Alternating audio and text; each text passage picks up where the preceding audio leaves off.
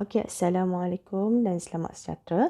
Okey, so yang ni saya akan discuss soalan benzin untuk passing question PSPM 2018-2019.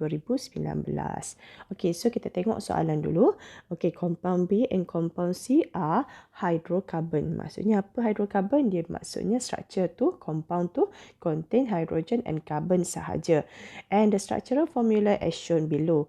Okey, so ada B, ada C. So kita nampaklah perbezaan dia apa. Satu, dua-dua apa samaan dia apa. Kalau kita tengok B and C ni, dua-dua ada satu branch sahaja. Okey, perbezaan dia apa. Kalau B kita ada satu double bond sahaja. Okey, so yang ni kita consider dia punya alkin lah. Okey, dan C kita tengok ada double bond 3 dan alternate selang-seli. Okey, so maksudnya yang ni kita panggil dia sebagai benzin lah. Benzin ring. Okey, ini double bond.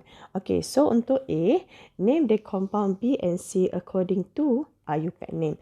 Okey, so ingatlah kalau kita nak bagi nama based on IUPAC, kita kena identify parent dia. So parent dia mesti ada longest chain and consist functional group. Okey, yang tu dia akan jadi parent. So kalau ikut B, longest chain dia ni cyclic lah. So, bila cyclic ada berapa carbon? 6. So, bila cyclic, kita akan bagi nama dia sebagai cyclo. So, bila ada 6 carbon, hexa. Okay, so hex sebab dia double bond. Kat belakang ni kita tukar sebagai ENE. ENE tu refer to double bond. Dan dia punya branch ataupun substituent tu ada satu sahaja dan satu carbon. So, kan ni kita panggil dia sebagai methyl.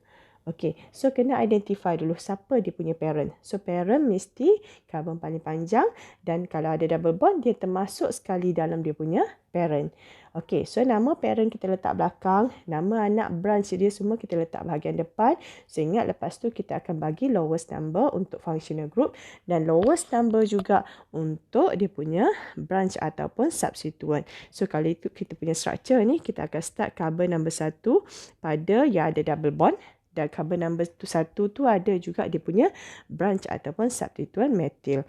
Okey, so nama untuk A adalah 1-methyl. Okey, 1-methyl cyclohexene. Okey. ENE. Jangan lupa kat belakang E. Okey, so untuk ni adalah untuk structure B, lupa label. Okey, dan untuk structure C, label ke belakang dah. Okey, so untuk structure C, dia ada benzene ring. Okey, dan dia attach pada satu methyl group. Okey, so nama yang ni adalah methyl benzene. Okey, ataupun nama lain dia yang kita ada 6 common name yang patut kita hafal tu. Okey, ataupun kita nak letak nama dia toluene pun betul. Okey, so toluene pun diterima sebagai IUPAC name. Okey, so nak letak toluene boleh, nak letak methyl benzene pun betul. Dua-dua betul. Okey, next. B, kita tengok soalan B. Okey, both B and C undergo oxidation. Okey, dua-dua structure akan undergo oxidation with the same oxidizing agent. Maksudnya menggunakan oxidizing agent yang sama.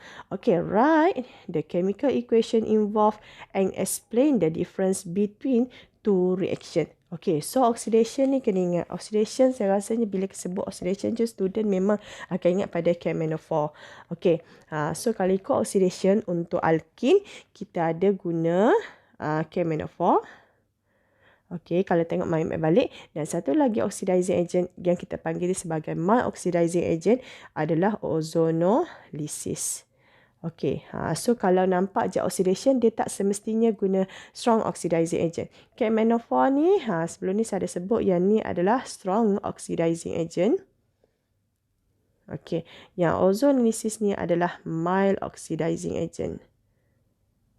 Okey, so sepatutnya lah bila kita sebut je oxidation reaction, kamu boleh nampak. Kalau alkin kita ada dua, satu kita guna KMNO4 dan satu lagi adalah ozonolysis. Tapi kalau untuk benzene ring dalam chapter benzene, hanya satu sahaja oxidation yang kita belajar, iaitu oxidation menggunakan KMNO4. So maksudnya faham-faham lah. Okey, bila dia kata dua-dua undergo oxidation reaction with the same oxidizing agent. Maksudnya oxidizing agent reaction yang mana yang sama sekarang ni? Okey, dua-dua functional group ni boleh undergo oxidation menggunakan oxidizing agent, which is yang biasa kita guna adalah KMnO4. Okey, so kita kena tunjuk KMnO4 lah, bukan ozonolysis. Kenapa bukan? Sebab benzene ring dia tak berlaku reaction dengan ozon. Okey. So kita buat dia punya reaction. Okey, sebab dia minta write the chemical equation. Okey, tulis chemical equation dia. Okey, so yang pertama untuk B. So kita buat B. Label lah structure tu B. Lepas tu double bond. Dan lepas tu dia akan ada CH3. Okey, dia punya reagent. Macam mana tulis? Make sure tulis complete KMnO4. H plus heat. Okey, next. Kita buat B. Untuk structure C. Okey. Benzene ring. Double bond alternate. And satu ada CH3. And dia punya reagent KMnO4. H plus heat. Okey, so recall balik apa yang kita dah belajar. Kalau KMnO4 untuk alkene, dia akan break pada karbon-karbon double bond. Kita akan putuskan double bond. Lepas tu kita tengok pada double bond yang kita putuskan tu ada ke tak hidrogen. Okey, so ingat balik. Ni kalau ikut kat sini, dia tak ada hidrogen.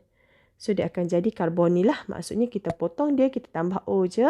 Okey, kalau kat sini, okey, dia ada satu hidrogen. Okey, so kalau satu hidrogen dia akan jadi apa? Ingat balik apa yang kita dah belajar sebelum ni. Satu hidrogen dia akan jadi carboxylic acid. So kalau kita potong getah, dia akan jadi straight lah. So kalau nak maintain dalam bentuk cyclic pun tak ada masalah juga. So ada dua cara saya akan tulis. Cara kita potong So yang penting kita potong kat bahagian ni. Putus. Okey, so yang pertama selalunya akan buat straight chain lah. Okey, so ni kita label karbon 1, 2, 3, 4, 5, 6. So 6 karbon dia akan jadi straight. 1, 2, 3, 4, 5, 6. Okey, ini karbon 1 dan ini adalah karbon yang ke-6. So karbon yang ke-6 ada satu CH3. So kita letaklah satu CH3. Nak letak kat tepi pun tak apa, nak letak kat atas pun tak apa. Dan karbon nombor 6 juga dia putus. So tempat kita potong tu kita akan jadikan dia double bond O. Okey, dan karbon 1 tempat dia putus juga double bond O. Okey, tapi sebab dia ada satu hidrogen, dia akan jadi hidrogen tu kita akan gantikan dengan OH. Okey, so yang lain kita complete lah structure. Karbon yang kedua ada dua hidrogen. Okey, so nak expand pun tak apa, nak condense pun tak apa, tak ada masalah. Hidrogen ketiga pun ada 2H, hidrogen keempat pun ada 2H, hidrogen yang kelima pun ada 2H.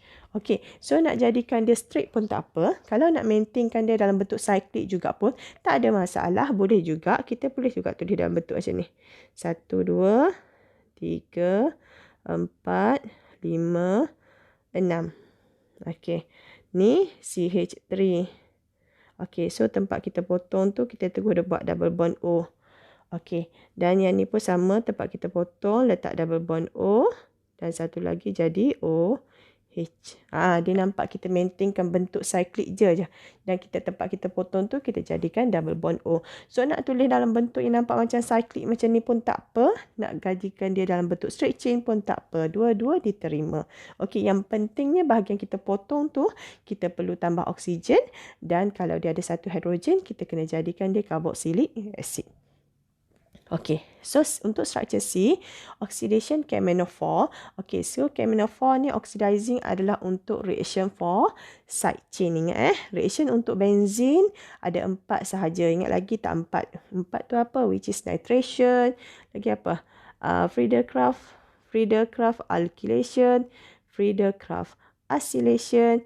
Dan satu lagi adalah halogenation. So yang tu 4 ketul ni adalah reaction untuk benzene. So kalau untuk oxidation adalah reaction for side chain of benzene. Okey, so reaction side chain of benzene ni, okey, side chain ni akan tukar jadi apa? Jadi carboxylic acid. Okey, so benzin, okey, side chain tu akan ditukarkan kepada COOH. Okey, nak expand pun tak apa, nak condense pun tak apa. Tapi dengan syarat, dia semua dia akan side chain akan tukar kepada COH dengan syarat dia kena ada apa? Okey, dia kena ada benzylic hydrogen. So harapnya semua ingat lagi lah berkaitan dengan benzylic hydrogen. So side chain kita boleh oxidizekan side chain of benzene dengan syarat dia kena ada benzylic hydrogen. Okay, so dah settle. Dua-dua equation kita dah buat untuk B. Okay, explain the difference between these two reaction. Ada soalan yang seterusnya. Okay, so kita buat soalan untuk soalan B juga. Tapi explanation. Okay, so kita letaklah explain. Satu untuk explain B dan satu lagi explain C. So B tu nak letak apa? Okey, kita nak letak yang kita faham sekarang, kita kena putuskan double bond O. Okey, so kita letaklah kita putuskan double bond O, Kita putuskan double bond dia. Okey, so kita boleh letak untuk explanation dia. Okey, boleh letak double bond breaking occur.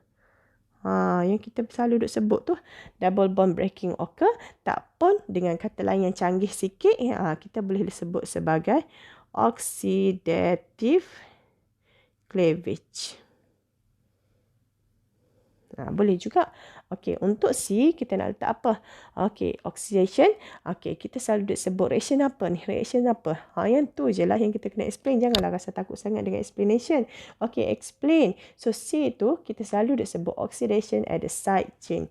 Okey, so kat sini kita boleh letak oxidation at the side chain. Okey. Kalau nak tunjuk explanation lebih lagi, boleh lagi cakap that present SECE benzylic hydrogen. Okey, dah settle. Tu je dia punya explanation pun. Okey, so untuk B dah jawab lah. Satu untuk equation dan satu lagi untuk explanation. Okey, next. Untuk C, name one of the reaction that convert B to methyl cyclohexene. Okey, apakah nama dia? Kalau tak nampak, kita cuba tulis dia punya equation. Okey, C. Nak buat apa sekarang ni? B. Okey, B.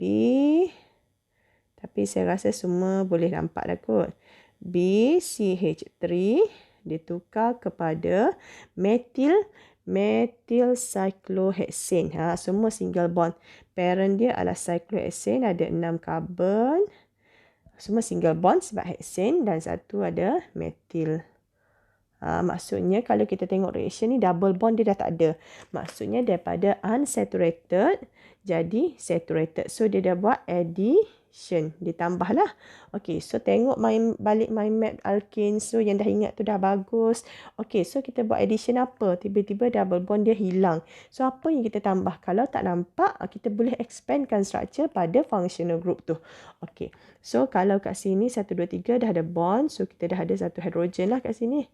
Okey, so kita punya produk 1, 2 ada 2 bond. So means that ada 2 hydrogen lagi. Okey, yang kat sini 1, 2, 3. So ada 1 hydrogen. So bolehlah nampak beza. Sebelumnya ada 1 hydrogen dan selepas reaction ada 2 hydrogen. So maksudnya kita dah tambah hydrogen pada double bond. Okey, so kalau reagent, complete reagent dia yang selalu kita tulis adalah hydrogen PT. Okey, so dia tanya nama, name one reaction. So nama dia apa? Nama yang biasa kita sebut lah. Nama apa? Hydrogenation. Dah siap. Okey, so inilah kita punya jawapan untuk soalan PSPM 2018-2019.